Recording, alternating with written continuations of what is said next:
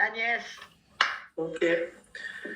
Voilà, hein. Merci Seigneur. On a déjà eu un aperçu de ce que Jésus avait déjà préparé pour cette soirée. Et c'est vrai que Valentin, quand il a annoncé Ésaïe 54, je lui dis mais qu'est-ce que tu as reçu comme pensée alors donc c'est pour ça il y est revenu plus tard.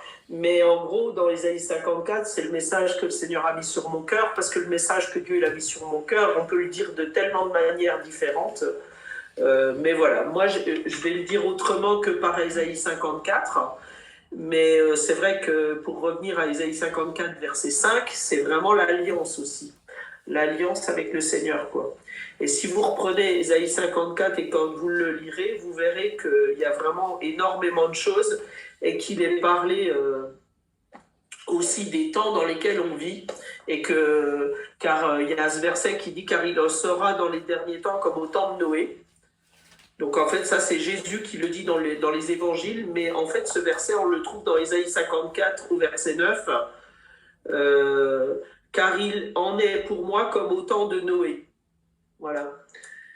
Et ce que je veux dire, c'est que ces promesses, pourquoi je dis ça, et c'est pas mon message là pour l'instant, mais bon, voilà, je peux pas m'empêcher de dire ça. C'est pour dire que Ésaïe 54, il est d'actualité. Voilà, c'est ça que je veux dire. Et c'est ce verset qui dit qu'il est d'actualité. Et moi, j'aime bien dire que quand on lit la parole de Dieu, on lit le journal. Voilà. On peut lire notre journal à nous, ou on peut lire le journal, mais un journal personnel. C'est-à-dire, c'est le journal du ciel, de ce que Dieu il annonce ou il a prévu pour nous aujourd'hui, maintenant. Voilà. Et il y a des belles promesses aussi pour nos enfants. Amen.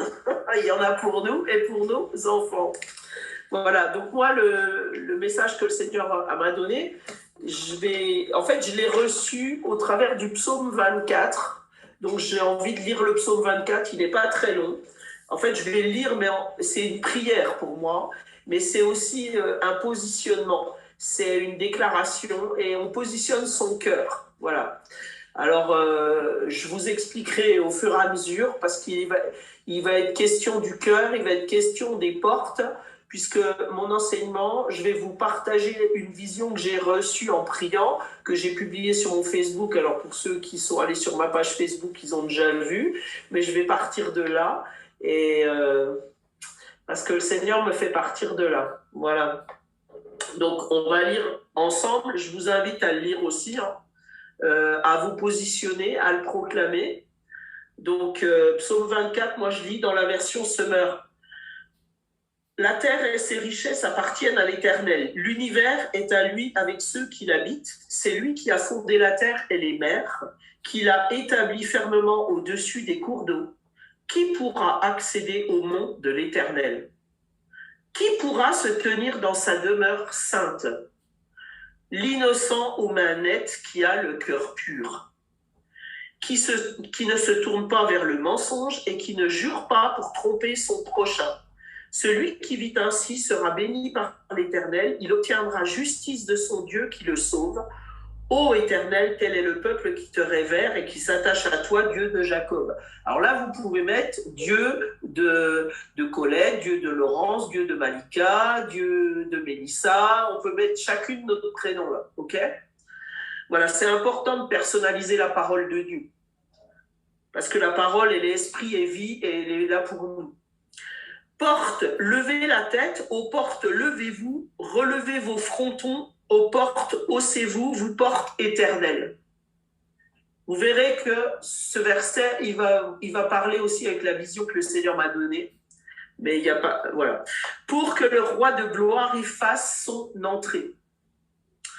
Qui est ce roi de gloire? C'est l'Éternel, le fort et le vaillant. Oui, l'Éternel, vaillant dans les combats. Portes, levez la tête, aux portes, levez-vous, relevez vos frontons, aux portes, haussez-vous, vous portes éternelles, pour que le roi de gloire y fasse son entrée.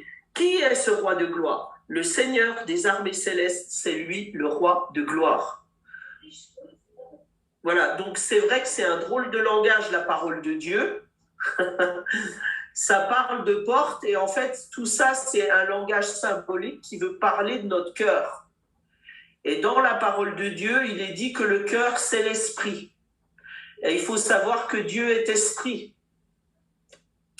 Voilà. Et que celui qui veut s'approcher de Dieu doit le faire avec son esprit. C'est pas avec son âme, c'est pas physiquement, ça vient après. Mais en premier, c'est l'esprit.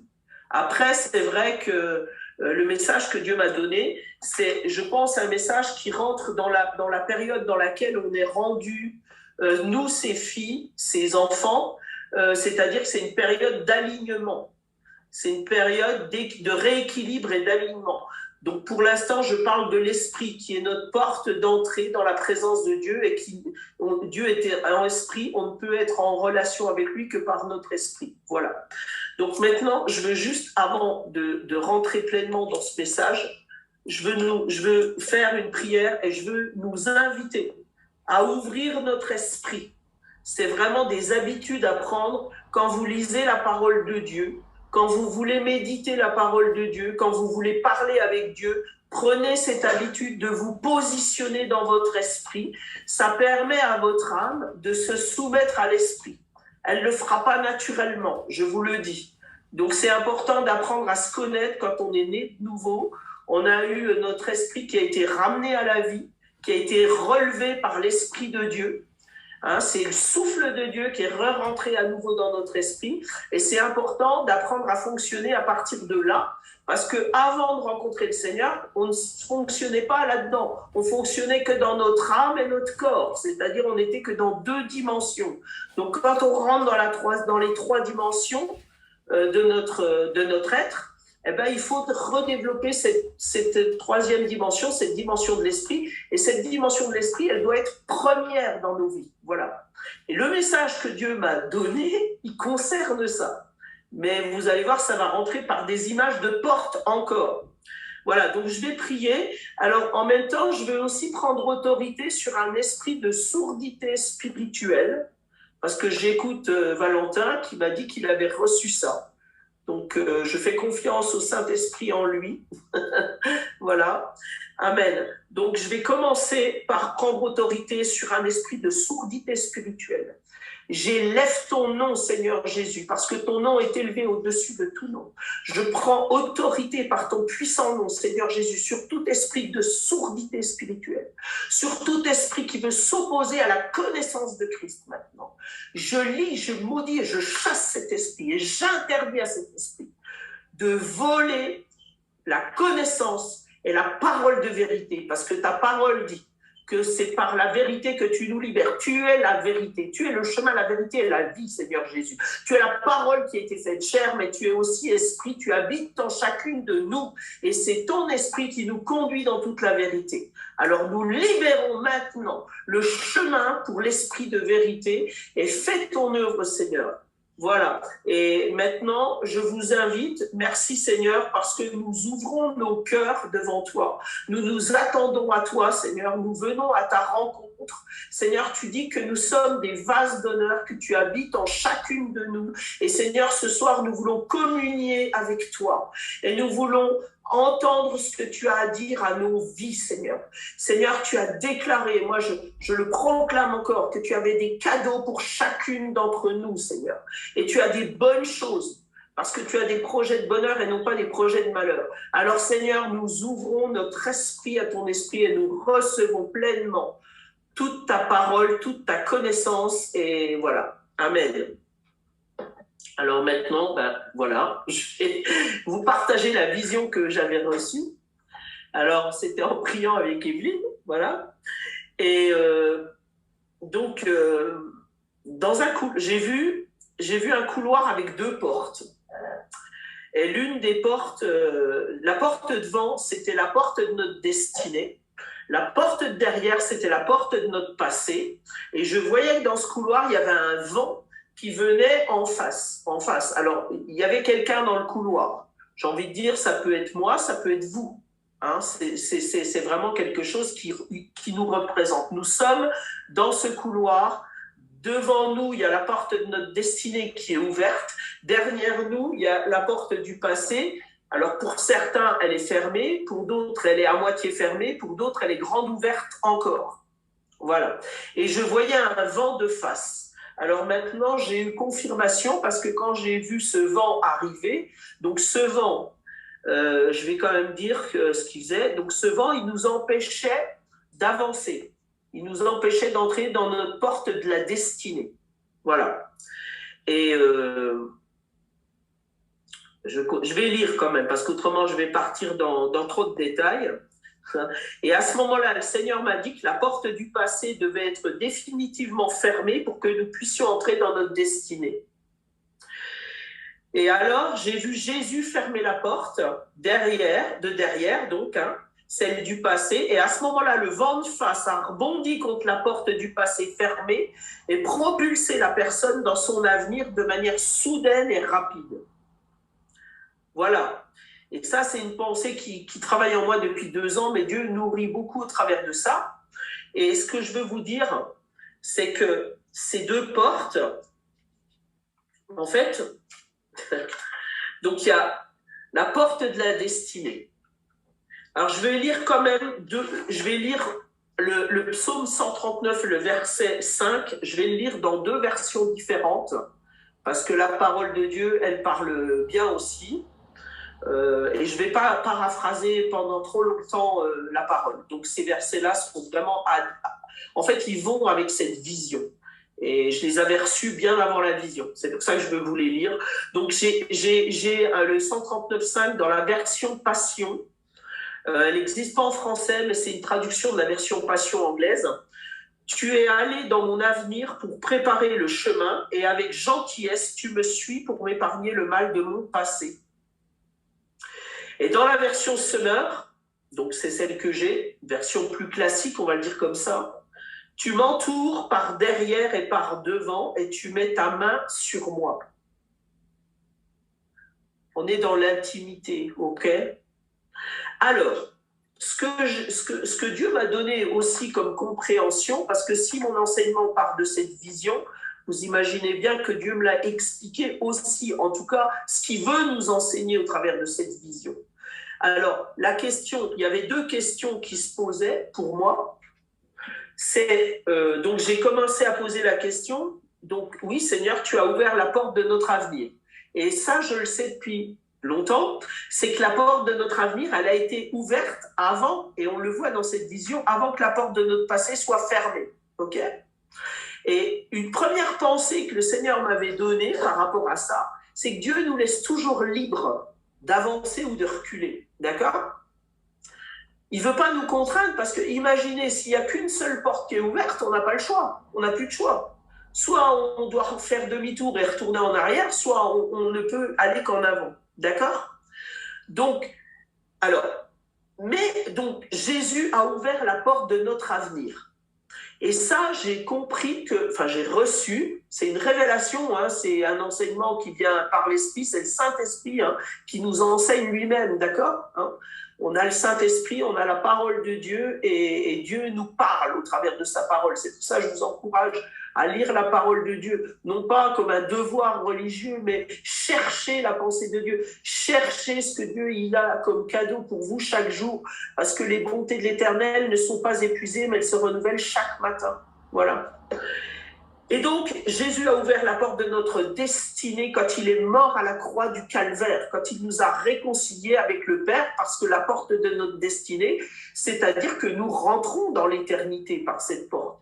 Et là, ce que nous faisons sur la terre, c'est-à-dire que nous préparons notre destinée, nous sommes en mission sur terre. Et nous amenons le royaume. Bon, je ne vais pas rentrer dans tout ça parce que ce n'est pas mon message. Après, ça va être trop dispersé. Mais ce que j'ai reçu, retenez ça, c'est que quand Jésus a été crucifié à la croix, pour nous, donc tout le monde ici est converti, je ne vais pas expliquer le salut, je pense que chacune a reçu le Seigneur comme sauveur personnel, voilà. Mais quand le Seigneur est mort à la croix et qu'il est ressuscité d'entre les morts, parce que la mort, on n'a pas pu le garder, parce que lui, le Saint, il s'est fait pécher à notre place, notre porte s'est ouverte. Notre porte de notre destinée, elle s'est ouverte. Et le jour où vous êtes rentrés dans le royaume par la porte qu'est Jésus, n'oubliez pas que Jésus, il est la porte. On parle beaucoup de portes ce soir. il est une porte étroite. Et je vous dirai aussi le sens des portes, ce qu'on peut mettre comme qualificatif ou verbe d'action, si vous voulez, sur une porte. Mais pourquoi, alors, ma question à moi, hein, je pense que peut-être vous la posez, et je l'ai déjà entendue cette question, et c'était la question que j'ai posée quand je me suis converti. Et c'est vrai que c'est une question qu'on pose. On dit, mais Seigneur, quand tu es mort à la croix, quand tu as payé le prix pour moi, c'est super. Je suis réconcilié avec le Père, j'ai la vie éternelle, je n'irai pas en enfer, tu as racheté ma vie. Tu m'as ouvert la porte de ma destinée. J'ai un avenir fait de bonheur et d'espérance en toi. J'ai un avenir glorieux et tout, mais pourquoi la porte de mon passé, elle n'est pas fermée? Parce que vous avez bien compris qu'on ne peut pas rentrer dans sa destinée tant que la porte de notre passé n'est pas fermée. Puisqu'il y a ce vent, en fait, ce vent, il traverse les deux portes. On est dans un couloir, d'accord? Et ça fait un courant d'air, mais ça fait un vent qui s'oppose à nous et qui nous empêche de rentrer dans notre destinée. Et si vous vous souvenez ce que je viens de vous dire avec cette vision, quand la porte du passé a été fermée, le vent a tapé la porte et il est reparti de notre côté et il nous pousse dans notre destinée. Voilà. Alors, je peux juste vous répondre déjà en 2 mots. Dieu est bon, déjà, n'en doutez pas. Tout ce qu'il fait est bon, parfait, agréable comme lui, d'accord?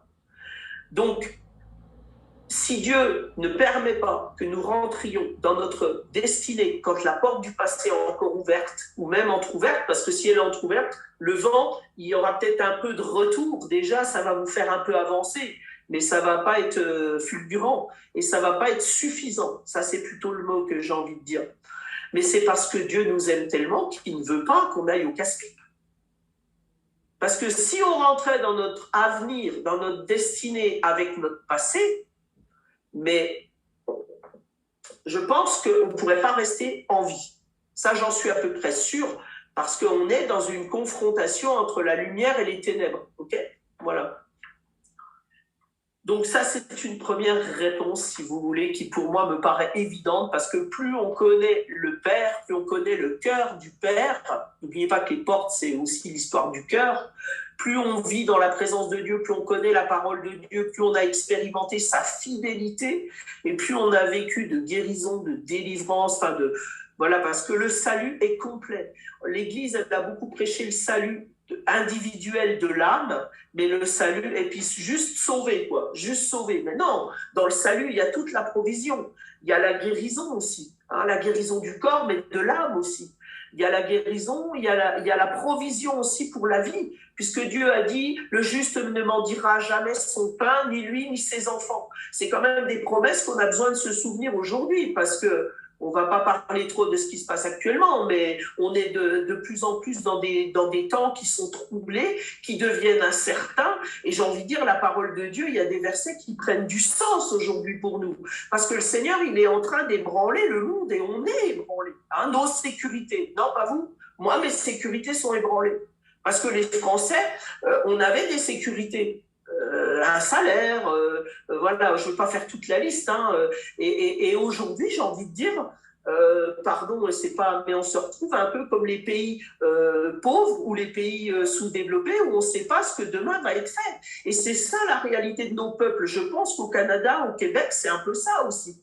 Hein. Il y a une incertitude sur ce qui arrive, quoi. Voilà, je m'arrête là. Alors, pourquoi le Seigneur n'a pas fermé cette porte du passé alors qu'il a l'autorité? C'est ça que maintenant je veux vous démontrer. Alors, je veux quand même vous dire ce que porte, on peut dire sur des portes. Donc, porte, c'est séparation. Vous êtes d'accord? Ça ferme, on ferme une porte, on en ouvre une. Si on la ferme, on se sépare de quelque chose, on interdit à cette chose-là soit de revenir dans notre vie, soit nous d'y retourner, hein. Bon, je parle comme ça. Après, ça peut être des personnes aussi. Donc, on sépare. Après, une porte, ça permet de communiquer aussi. Si on ouvre une porte, on peut changer d'endroit et on peut communiquer. Soit on laisse rentrer quelqu'un, soit on va voir vers quelqu'un. C'est aussi dans la parole de Dieu, les portes. Si vous prenez le proverbe, allez, j'ai choisi le proverbe 31. La femme vertueuse, ça nous va bien ça. Si vous prenez le proverbe 31, qu'est-ce qu'il est dit dans le proverbe 31? Que son mari siège aux portes de la ville.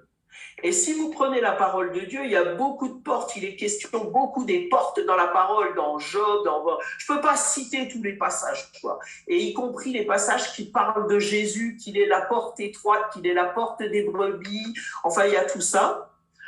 Donc, puissance, voilà.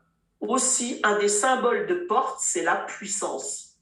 C'est l'autorité et la puissance. Parce que quand on siège à la porte de la ville, c'est là qu'on traite les affaires. C'est là qu'on laisse rentrer les personnes ou pas rentrer les personnes.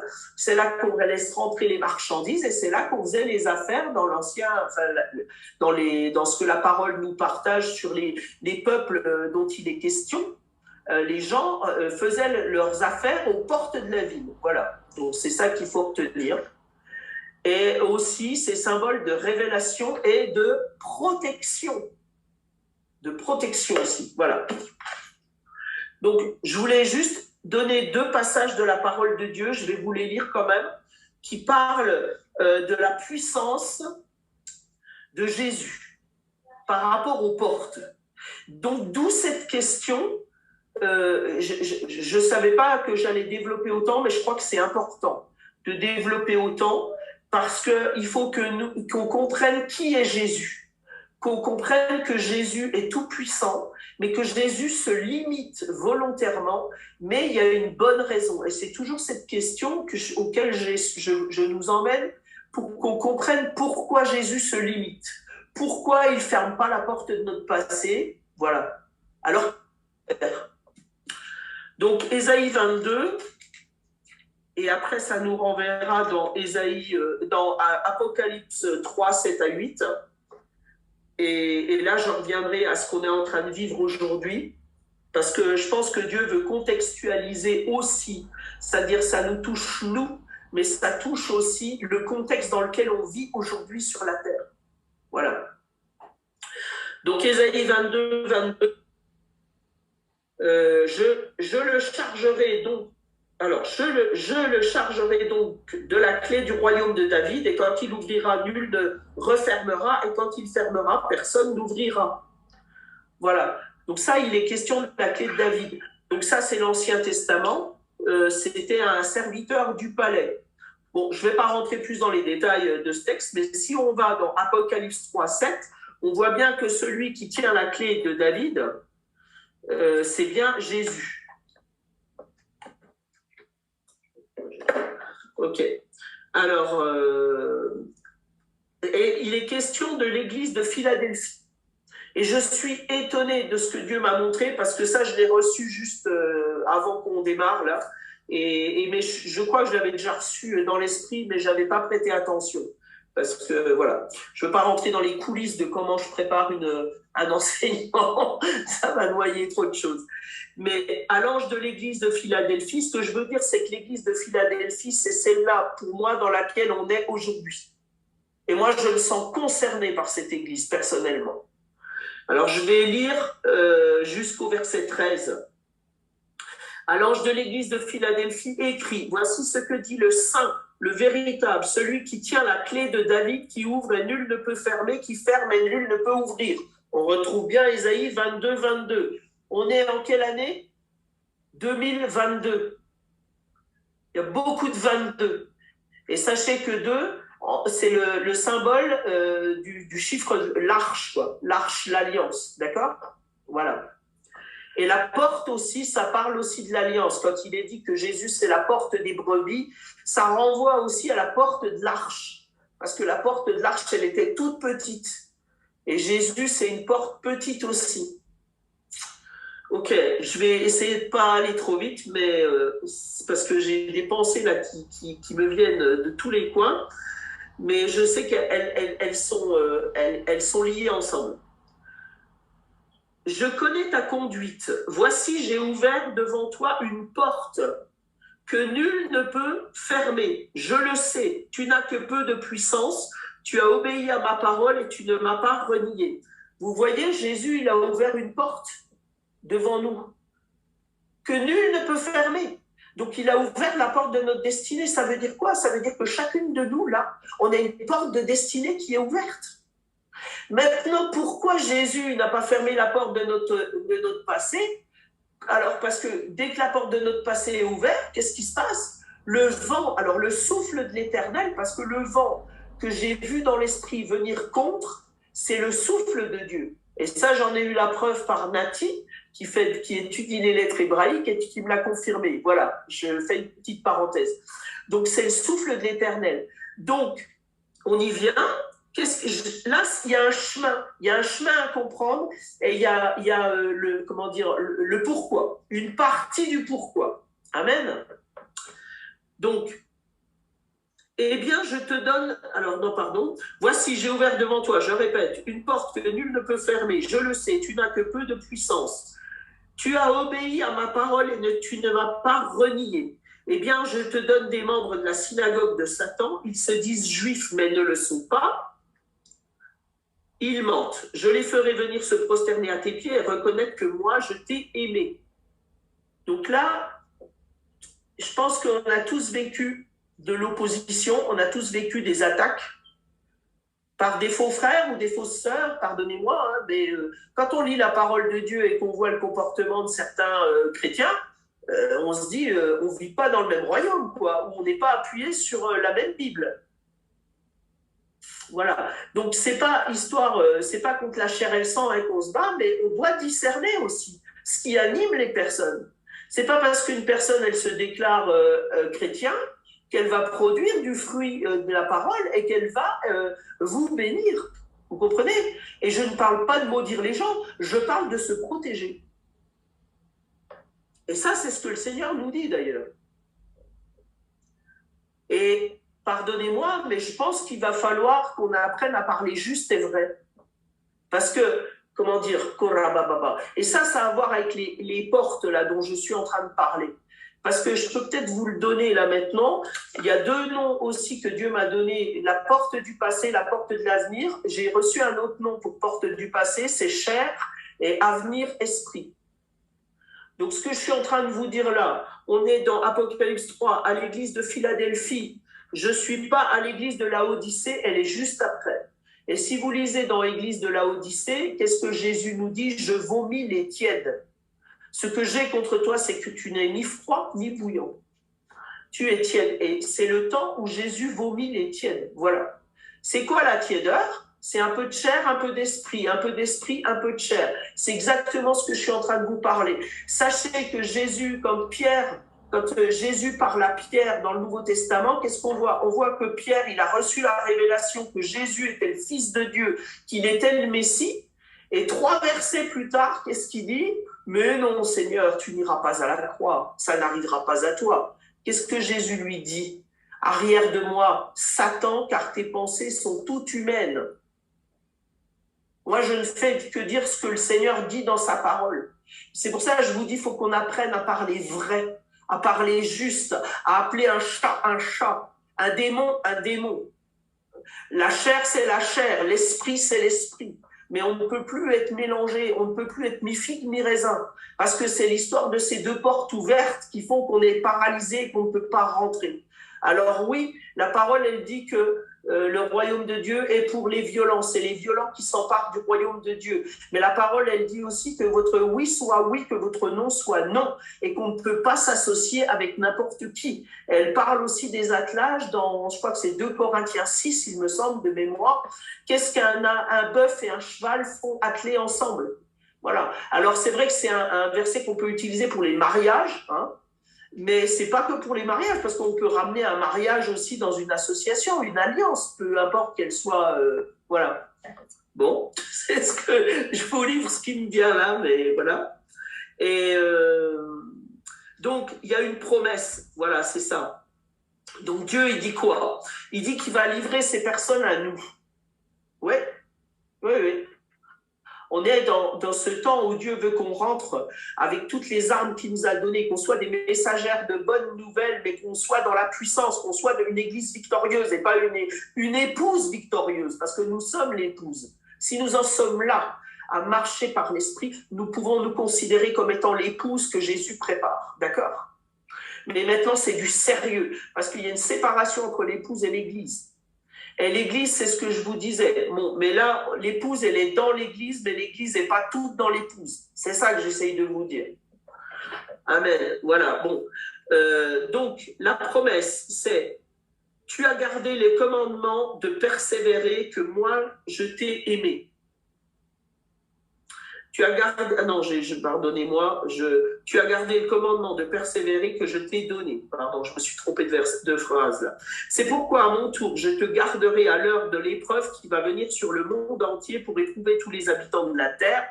Je viens bientôt, tiens ferme ce que tu as, pour que personne ne te ravisse le prix de la victoire. Donc vous voyez bien qu'on y est. Et on parle bien de victoire, on parle d'une église victorieuse. Mais une église victorieuse, c'est une église qui a la porte du passé fermée et la porte de la destinée ouverte et qui est propulsée par le souffle de Dieu. Parce que ces œuvres-là, cette destinée que Dieu a pour nous, elle est cachée dans son cœur de Père. Et c'est les bonnes œuvres que Dieu a dans son cœur de Père. C'est les bonnes œuvres dont nous parle l'apôtre Paul. Du vainqueur, je ferai un pilier dans le temple de mon Dieu et il n'en sortira plus jamais. Je graverai sur lui le nom de mon Dieu et celui de la ville de mon Dieu, la nouvelle Jérusalem, qui descend du ciel d'auprès de mon Dieu, ainsi que mon nouveau nom. Celui qui a des oreilles écoute ce que l'Esprit dit aux églises. Amen. C'est ce qu'on a fait au début. On a ouvert nos oreilles spirituelles. Quand on ouvre notre esprit, on ouvre nos oreilles spirituelles. Et on a pris autorité sur l'esprit de sourdité. Voilà. Donc, voilà, les portes, ça nous emmène loin. Mais bon. Alors, qu'est-ce qui peut empêcher cette porte d'être fermée, cette porte du passé? Je n'irai pas, je pense que j'irai pas dans le détail pour votre destinée, mais peut-être ça fera l'objet d'un futur message, parce qu'il y a beaucoup de choses à dire et c'est dommage d'être trop généraliste, quoi. Parce qu'on peut perdre à vouloir trop mettre de choses, vous comprenez ce que je veux dire? On peut perdre la profondeur et donc il y a un rythme aussi. Dieu, il va à notre rythme. Amen. Voilà, c'est ce que je crois. Donc, je vais revenir à ça. Qu'est-ce qui fait que notre porte du passé ne peut pas être fermée? Alors, le Seigneur m'a montré une image. Moi, il me parle beaucoup en images. On dit qu'une image, ça vaut 1000 mots. Mais bon, merci Seigneur, parce qu'après, il me donne les mots pour communiquer l'image. J'ai vu un tas devant la porte qui empêchait la porte de se fermer. Et puis, alors j'ai dit, mais Seigneur, comment je vais parler de ce tas? Qu'est-ce qu'il y a dans ce tas? Et alors, Evelyne, elle a commencé à parler de pierres. Et moi, j'ai vu des gravats, j'ai vu des pierres. Alors, j'ai marqué, je vois comme des pierres, des gravats, des obstacles qui ne lui permettent pas de le faire. Ok. Une fois qu'on a dit ça, c'est quoi? Alors, on va essayer de voir ensemble qu'est-ce que ça peut être, ces pierres, ces gravats. Alors, j'ai une petite liste que j'ai constituée, que j'ai trouvée, mais je pense qu'elle n'est pas exhaustive. Alors, ce que je veux dire par là, ça veut dire que le Saint-Esprit peut vous parler directement. Si moi, je n'ai pas reçu le nom de la pierre ou le nom de ce qui empêche votre porte de se fermer complètement, alors comme je l'ai déjà dit, peut-être qu'il y en a qui ont la porte complètement fermée, peut-être qu'il y en a, il y a à peine, elle est très grande ouverte et elle n'a pas encore commencé à se fermer. Peut-être, moi je crois quand même que, mais peu importe, on n'est pas tous, mais ce qui compte, c'est que cette porte, elle doit être fermée définitivement. Et ça, je pense qu'il y a une accélération. Ça presse sur le cœur du Père. Voilà. Et ça, je le sens. Et c'est ce qu'Evelyne, elle est rentrée avec Ésaïe 43. Voici, je fais toutes choses nouvelles. Voilà. Et c'est en lien avec l'église de Laodicée que Dieu vomit la tiédeur. Imaginez, quand on fait de la tiédeur, si vous voulez faire de l'eau tiède, vous prenez de l'eau froide et de l'eau chaude. Ok? Alors, sachez que ce que je suis en train de vous dire là, dans le langage spirituel, ça veut dire que vous mélangez la chair et l'esprit. C'est ça. Donc, reprenez l'image des deux portes, ça veut dire que chacune des portes, donc la porte de la destinée, elle est grande ouverte. Parce que ça, c'est Jésus qui l'a ouverte à la croix du Calvaire, d'accord? Ça, c'était pas possible pour nous d'avoir une destinée en Dieu, parce que c'est ça en fait. Il nous a redonné l'accès à l'arbre de la vie. Voilà, puisqu'il est lui l'arbre de la vie. Donc comprenez bien que ça, c'est une œuvre de Dieu. Mais en ce qui concerne notre passé, c'est quoi cette histoire de passé? Ben, c'est l'histoire de la chute, c'est l'histoire du premier Adam. Et dans cette histoire-là, alors, qu'est-ce que... Bon, si on regarde, Dieu veut que nous soyons libres. Qu'est-ce que la parole nous dit? Dieu cherche des adorateurs en esprit et en vérité. Et Dieu cherche quoi? Si vous prenez dans Malachie ou Malachie, je ne sais pas moi, comment vous le dites, Malachie 3, Dieu parle des serviteurs, et en fait, nous sommes des filles servantes. Mais nous sommes servantes, non pas parce que nous sommes obligés d'être servantes, parce que comme nous sommes des filles, nous sommes des héritières. Donc, un fils ou une fille, il n'est pas le serviteur de son père, normalement. Il n'est pas servant, il n'est pas serviteur dans la maison. Mais nous, on est des servantes volontaires, c'est-à-dire qu'on se met au service de notre père par amour. C'est ça qu'il faut comprendre dans Malachie. Et le Seigneur, il dit qu'il y a une différence qui se fait. Et on voit aussi qu'on est dans les temps de la fin, parce que si vous prenez Malachie 3, vous verrez qu'il dit qu'il enverra l'esprit d'Élie avant son retour. Et qu'il ramènera le cœur des pères vers les fils, et voilà. Donc il y a tout ça. Donc on voit bien où on en est. Donc, je ne sais plus ce que je voulais dire, ça y est, je m'emballe trop là. J'en dis trop peut-être, je ne sais pas. Voilà, donc c'est pour ça que... Oui, merci Valentin. Ah, gloire à Dieu. Je suis contente d'avoir mon petit Valentin, grand dans l'esprit, mais bon, c'est un petit mot d'amour quand je dis petit, hein. C'est pas autre chose. Oui, c'est parce que nous sommes libres, c'est le libre arbitre. C'est le libre arbitre, vous comprenez? Voilà. Dieu ne force personne. Moi, je dis Dieu, ça c'est un mot que je dis souvent, mais ça fait du bien de l'entendre. On est libre et Dieu ne nous force pas, ne nous viole pas. Voilà. Donc c'est à nous de choisir et de décider. Maintenant, je vais venir à tout ce qui peut. Alors, il y a des fois, c'est un chemin aussi.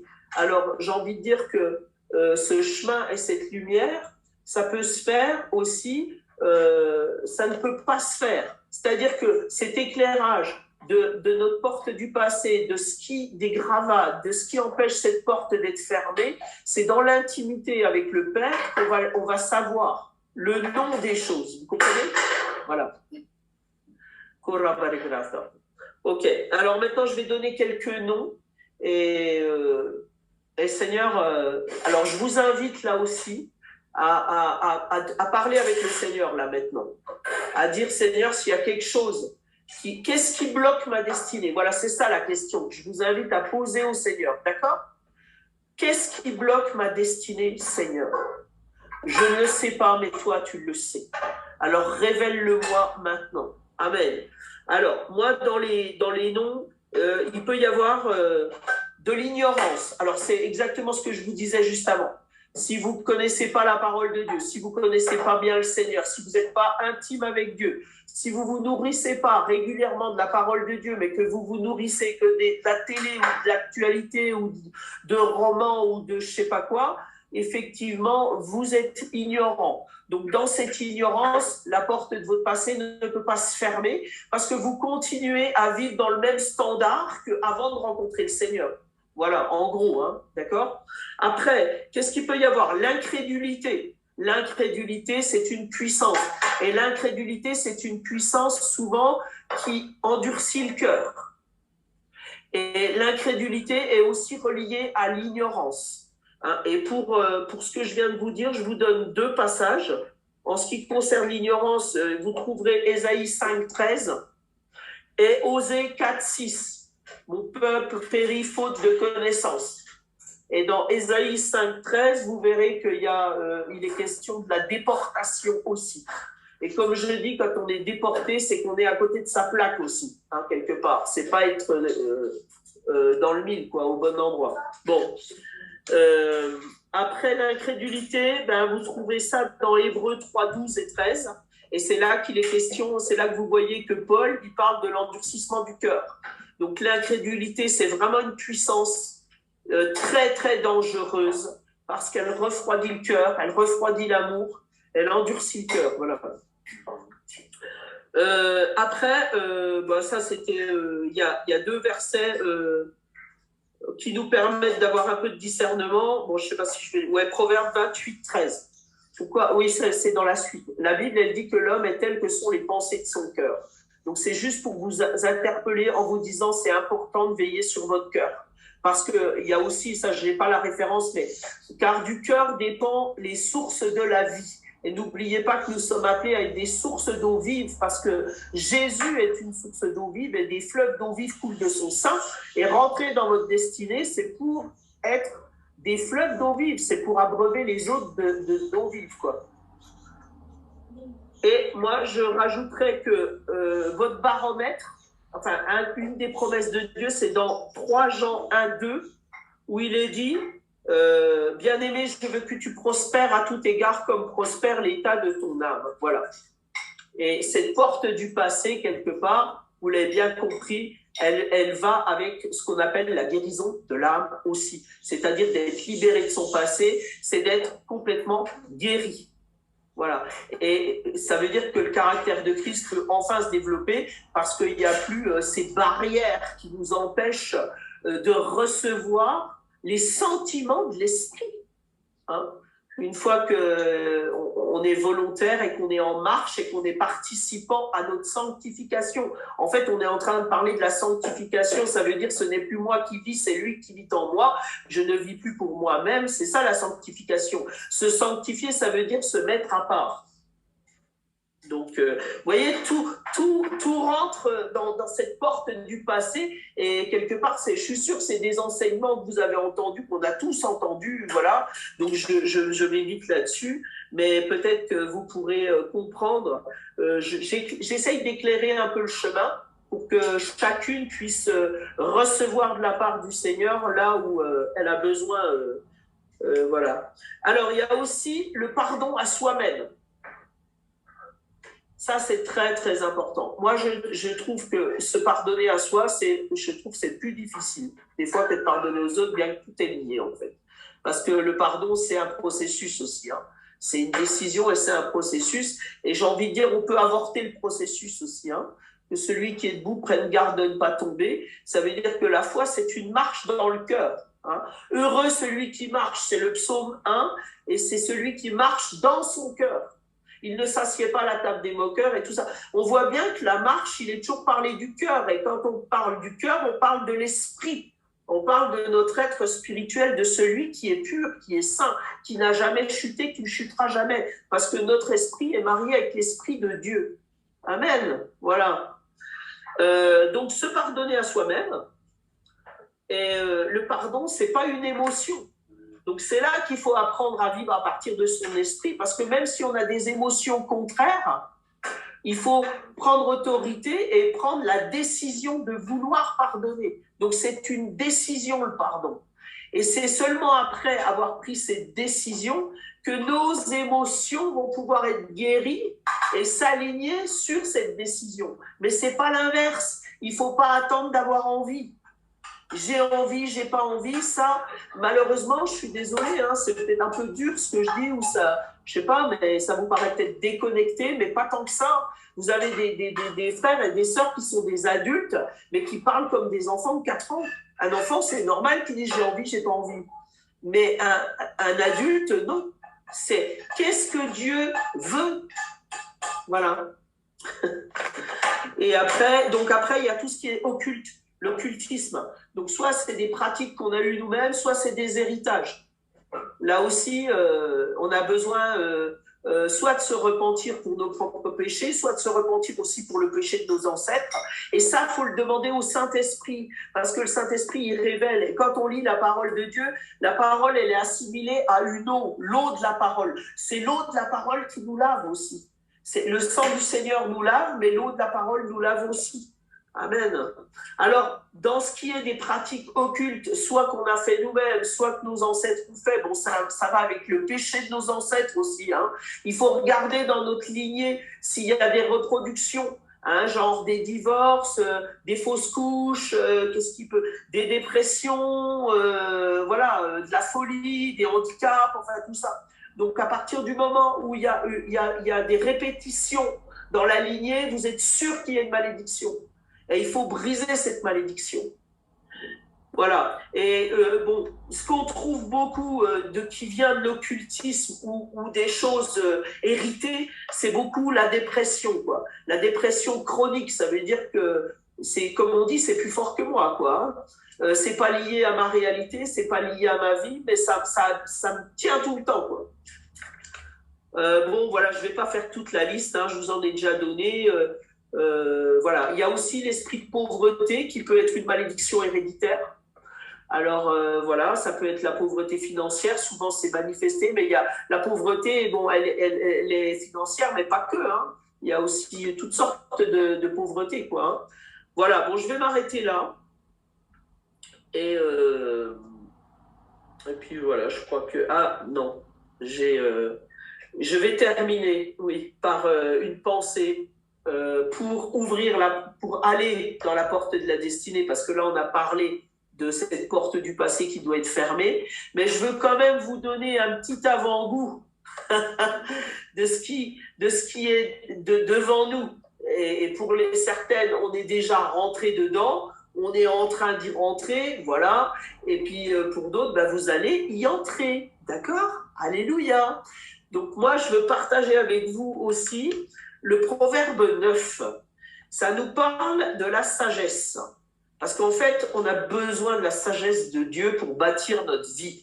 Et notre vie, elle est comparée à une maison. Et dans le proverbe 9, il est dit, la sagesse qui bâtit sa maison, elle en a taillé les 7 colonnes. Et moi, les 7 colonnes de la sagesse, ça me renvoie aux 7 esprits de Dieu. Et les 7 esprits de Dieu, vous les trouvez dans Ésaïe 11, versets 1 à 5. Alors, je ne sais pas si je l'ai... ouais, je crois que je l'ai... C'est bon, je l'ai. Ok. Je vais vous les lire, c'est court. Alors, c'est quoi les 7 piliers que la sagesse, elle taille? C'est l'esprit de l'Éternel repose sur lui, donc il repose sur nous, parce qu'il habite en nous. Et cet esprit lui donnera, donc cet esprit nous donne à nous, à chacune, le discernement, la sagesse, le conseil et la force. Et il nous fait connaître l'Éternel et s'attacher à lui. Son plaisir, donc ça c'est le plaisir de Jésus, mais c'est mon plaisir aussi à moi. Et je l'appelle, dites-le, c'est mon plaisir aussi à moi. C'est d'obéir à l'Éternel. Mon plaisir, c'est d'obéir à l'Éternel. Dites-le, positionnez-vous, faites-le tout cœur, parce que Dieu regarde au cœur, il ne regarde pas aux apparences. Hein. Et le Seigneur, il faut que le cœur et la bouche soient en communion. Hein. Voilà. Mais son plaisir sera d'obéir à l'Éternel. Voilà. Donc, dans la porte de notre destinée, ça, c'est le programme du Seigneur. Et nous allons bâtir notre vie comme la sagesse, comme la maison de la sagesse, parce que notre vie est appelée la maison de la sagesse. Je le déclare sur moi, mais je le déclare sur vous. Moi, je l'ai déjà déclaré et je continue à le faire et je le déclare sur vous. Et Dieu vous a équipé de tout ce qui est dit. Vous avez le discernement, la sagesse, le conseil, la force. Et l'Esprit du Seigneur en vous vous fait connaître l'Éternel et s'attacher à lui. Et votre plus grand plaisir, c'est de lui obéir. Voilà, ça c'est votre destinée. Et c'est ce qui est sur cette porte ouverte. Et voilà, je m'arrête là. Et maintenant, on peut partager si vous avez des questions, si vous l'avez compris.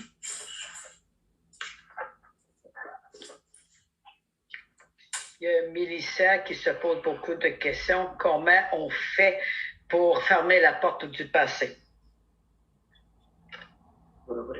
C'est en fonction de comment on fait. Eh ben, je vais dire comment on fait. On va prier que Dieu.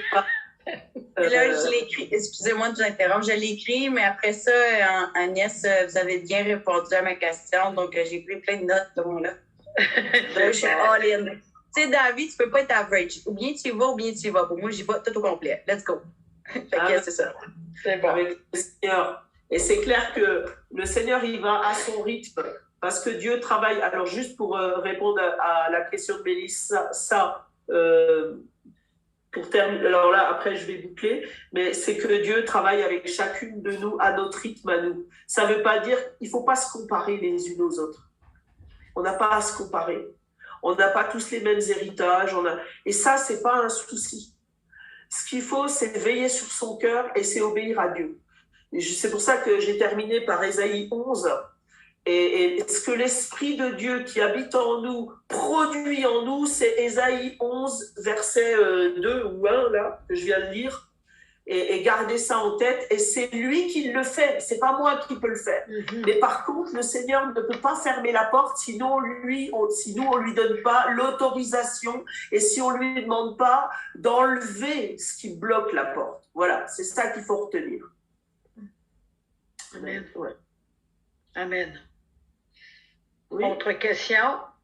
Est-ce que je peux dire quelque chose? Tout à l'heure, Evelyne, quand tu as parlé de Ésaïe 43, Oui. en fait, j'ai vu une clé. Et je voulais juste dire que la clé, nous l'avons à l'intérieur de nous. Et que du coup, elle va se... Voilà. Voilà, c'est la relation et l'intimité avec le Seigneur qui va apporter cette clé vraiment à la lumière et qui va permettre de vraiment fermer définitivement en fait cette porte. Et ce que je voulais aussi rebondir par rapport à Agnès, qui me parle beaucoup dans ses portes, c'était vraiment quand tu, justement avec ce courant d'air, la porte, donc quand elle est fermée derrière, j'ai plus un sentiment de... quand je dis de souffle de Dieu, j'allais dire même d'une aspiration. C'est-à-dire que le Seigneur, il aspire à ce que tu puisses passer la porte du futur. Du coup, c'est même pas il nous pousse, il vient, parce qu'en fait, le vent, il était contre toi pour te pousser en arrière. Mais là, une fois fermé, il y a cette aspiration qui vient pour passer la porte. Et voilà, je voulais juste dire ça. Et aussi, tout à l'heure, par rapport à Ésaïe 54 de Valentin, je voulais lui dire que ça me parlait énormément sur le verset 5. Car ton mari est ton créateur, Adonai Tsevaot, est son nom. Et ça m'a vraiment parlé. Je vais juste vous dire parce qu'en fait, c'est vraiment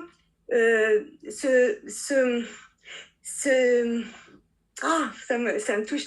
En fait, c'est vraiment le fait d'être traversé par le Seigneur dans cette intimité, justement pour avoir un renouvellement intérieur de notre identité, mais aussi de ce mariage du Seigneur avec nous. Et je pense qu'on le vit, on vit avec une révélation du Seigneur au fur et à mesure, chacun à notre rythme, et on a des révélations qui sont de plus en plus profondes. Amen. Et voilà, c'est tout ce que je voulais dire. Voilà, merci. Merci, ma belle. Et sur le cœur de brièvement, si tu permets, Aileen. Oui. OK. Mais tout d'abord, merci vraiment pour ce message percutant. À bien des moments, le Seigneur me parlait. Et puis, voilà, merci de nous avoir conduits dans sa présence, mais aussi au fur et à mesure que les chaînes, les morceaux tombent. Donc, ça fait du bien d'entendre ça. La restauration n'aura jamais terminé sur cette terre. Parce que quand tu l'as laissé sur cette terre, on va être en train d'essayer de laisser derrière nous ce qui est dans le passé. Principalement, ce qui me vient à cœur, vraiment Agnès, tu me corrigeras si j'ai tort, mais je me lance ainsi parce que le Seigneur m'appelle aussi à un volet de restauration, donc de l'âme. Principalement, ce qui m'aide vraiment, deux clés que je veux partager, peut-être sous ton, comment je peux dire ça, sous ton leadership, Agnès, vraiment. Donc, c'est que principalement pour vraiment arrêter de regarder en arrière. Je pense qu'en se positionnant aujourd'hui avec la parole de Dieu, en méditant sur la parole de Dieu, comme il est recommandé dans Psaume chapitre 1 d'ailleurs. Donc, c'est vraiment, il y a une puissance dans la parole de Dieu qui vient juste séparer nous de notre passé. Il y a cette puissance-là qui vient, au fait, nous régénérer et donner un nouveau départ. Donc, il y a tellement un exploit extraordinaire dans la parole de Dieu ou même aussi dans Josué chapitre 1 où le Seigneur va dire aussi médite sur cette parole jour et nuit, c'est là que tu vas réussir. Et c'est là la clé aussi de notre réussite, de dire ben, la porte d'en arrière, elle est fermée. Maintenant, je suis une nouvelle créature, je vais renouveler ma mentalité comme il est recommandé dans, je crois bien, Romains chapitre 12. Donc, tu sais, la méditation de la parole de Dieu a tellement une puissance qui vient juste tout faire nous redonner un nouveau départ. Bon. Donc, soit sur sa parole ou les choses extraordinaires que Dieu a fait par le passé. Et le roi David, il va même utiliser cette stratégie-là aussi pour s'aider dans des moments de douleur. Également, une autre clé que j'ai en pensée, c'est vraiment dans le remerciement au Seigneur. Je pense que c'est dans Colossiens chapitre 5, si je ne me trompe pas, ou Colossiens en tout cas, où il nous est recommandé de remercier Dieu le Père en tout temps, en toutes choses. Donc, en remerciant le Seigneur, au fait, c'est qu'on est en train de se dire à notre âme aussi, par obéissance à Dieu, mais on est en train de rééduquer notre âme pour lui dire, écoute mon âme, oublie le passé, regarde les bontés aujourd'hui, ce que le Seigneur fait. Regarde mon âme, sois régénérée, sois restaurée, focus-toi sur le présent. Et ça nous aide à nous ramener encore une fois dans le moment présent. Donc, en remerciant le Seigneur, c'est comme si qu'il y a ces torrents d'eau qui jaillit, qui est agréable à Dieu le Père, qui sont des parfums de bonne odeur au Seigneur. Et en faisant cela, notre âme est boostée et nous revenons dans le moment présent. Et c'est là qu'on se dit, le passé n'a pas d'impact sur mon avenir au nom de Jésus. C'est bon, c'est bon. Merci beaucoup. Merci. Juste répéter ce que Louise. Il y a Joanne qui veut parler. Ouais, après, je vais pas parler long. Ce que tu as dit là, ça me fait penser, quand j'ai dit que la porte du passé c'était la chair et la porte de l'avenir l'esprit, ça me fait penser à Hébreux 4, verset 12, car la parole de Dieu est vivante et efficace, elle est plus tranchante que toute épée à double tranchant et pénètre jusqu'au plus profond de l'être, jusqu'à atteindre âme et esprit, jointure et moelle. Elle juge les dispositions, les pensées du cœur. Voilà. C'est sûr qu'on ne peut pas tout dire dans un enseignement, mais c'est juste, c'est un verset que j'avais préparé en plus, mais on ne peut pas tout dire. Mais après, je me tais, mais je veux dire juste que cet enseignement aussi, il nous amène dans le repos du Seigneur. Et c'est là que le Seigneur veut nous amener. Et je vous invite à relire, bon, peut-être que si vous me connaissez, je vais vous inviter à relire toute la Bible, mais je vous invite à relire Hébreux 3 et 4, parce qu'il est question du repos du Seigneur et c'est important de comprendre bien où on doit vivre, quoi. Voilà. Merci. Amen. Moi, il y a une petite pensée par rapport à ce qu'elle a apporté, Louise. Il faut aussi renoncer. Parce que oui, il faut honorer le Seigneur et tout, mais si on reste accroché au passé, il y a des choses qui vont nous empêcher d'entrer. Donc, il faut renoncer à tout ceci pour libérer notre âme, pour rentrer vraiment totalement dans ce que Dieu a pour nous. Amen. Joanne. Oui, ça va être court. Moi, c'est que lorsque Agnès parlait de les portes, je me voyais, moi, ou bien non d'autres, qui marchent vers notre destinée. Je voyais l'esprit qui souffle un vent nouveau. C'est un souffle nouveau qui fait en sorte que nos portes qui sont entrouvertes, c'est presque divin. C'est des portes qui... c'est divin du sens qu'avec le souffle nouveau, l'esprit vient, c'est lui, pendant que nous, on fixe les yeux en avant, c'est par l'esprit qui souffle au travers sur nous, puis en arrière, dans notre passé, et qui claque les portes. Je voyais comme des portes qui claquent, qui se ferment, pas par notre propre force à nous dire, bon, ben là, je vais faire un jeûne, je vais faire ci, je vais faire ça, parce que moi, là, j'ai fait un paquet de choses pour vouloir fermer des portes que j'arrive pas à voir quoi. Tu sais, voyons, là, c'est quoi qu'il faut que moi je fasse? Mais là, je voyais souffle nouveau, je marche vers ma destinée, puis les portes se claquent. Puis pour qu'une porte se claque, ça prend un courant d'air. Puis ça prend vraiment un souffle nouveau, c'est l'esprit. Il vient avec force et puissance, puis il claque les portes. C'est là qu'on va dire, on va même entendre les portes claquer, là, les femmes, là. Les portes, ils vont claquer. On va dire, ah, c'est plus là, ah, c'est plus là. Par le souffle nouveau, par le courant d'air, c'est l'Esprit Saint qui agit. On a besoin de l'Esprit Saint. Moi, j'ai besoin de l'Esprit Saint. Puis les portes vont claquer, les femmes. Amen. Amen. Amen. Yes. Ça m'arrive de prier et de claquer les mains. Je comprends pourquoi, alors. Amen, amen, amen. Tu voulais-tu terminer par une prière, Agnès? Parce que Dolores, Mercedes, elle va pouvoir prendre la parole. OK. Bon, ben, peut-être qu'après, s'il y a des choses qui ont bougé dans les cœurs, on pourra prendre un temps pour prier, hein, voir s'il y a des choses, voilà. OK. Eh ben, merci, Seigneur, pour tout ce qu'on a reçu de toi. Merci, Seigneur, vraiment d'être là. Et pour ce que tu fais une œuvre puissante, une œuvre profonde. Et tout ce qui a été dit, oui, c'est oui et amen. Et nous disons oui et amen à ta vie, à ta parole. Seigneur, je veux bénir Mercedes. Je prie, Seigneur, pour que tu libères aussi ton feu dans la bouche de notre sœur, ton feu qui est dans son cœur, qui soit libéré aussi par sa bouche. Et Seigneur, nous ouvrons nos cœurs pour recevoir à nouveau ce feu nouveau que tu vas nous donner. Amen. Amen, amen, amen.